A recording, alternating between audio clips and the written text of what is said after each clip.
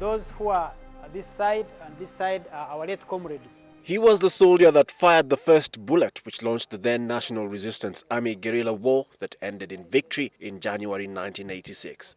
And now General Elly Tumwine has spoken out on the controversy surrounding his colleague, General David Ssejjusa, formerly known as Sejjusa. Tumwine says fingers should not be pointed at Sejjusa before he returns and his side of the story is heard. Now all those ifs are still not clear until he comes back and we understand what and we investigate properly. All the ifs, if the ifs are moved, then that's when we shall have the answers. General Tumwine, who once headed the Army General Court Martial, says it is important to have a hearing of two parties in this matter.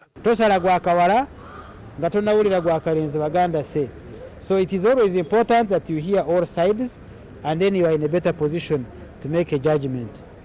Meanwhile, 3 Daily Monitor journalists were questioned for hours at the Criminal Investigations Intelligence Directorate before their release in the evening.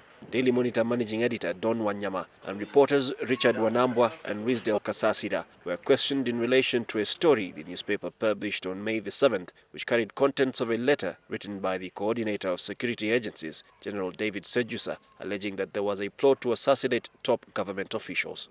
In our own judgment, thought this was a matter of public interest because this is the nature of the players are very high-level public officials.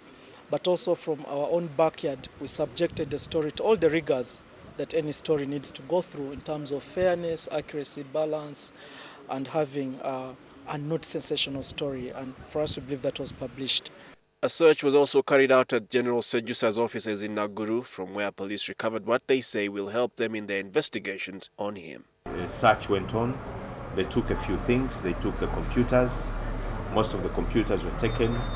They also took a few flash disks. They took some few documents. To me, they are of no evidential value.